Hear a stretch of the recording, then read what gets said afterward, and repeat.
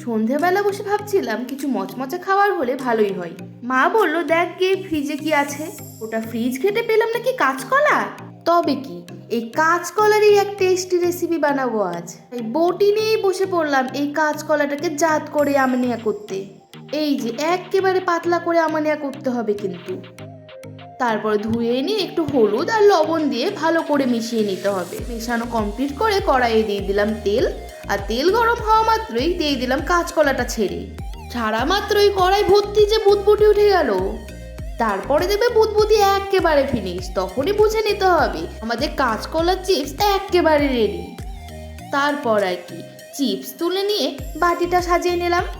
বাটি সাজিয়ে কি আর বসে থাকা যায়, তাই সঙ্গে সঙ্গে নিয়ে বসে পড়লাম। বাটিটা নিয়ে বসতেই দেখি আর একটা হাত চলে আসলো ভাগ বসাতে। কে আবার? আমার একমাত্র ভাই যে চলে এসেছে ভাগ বসাতে। রাধে রাধে।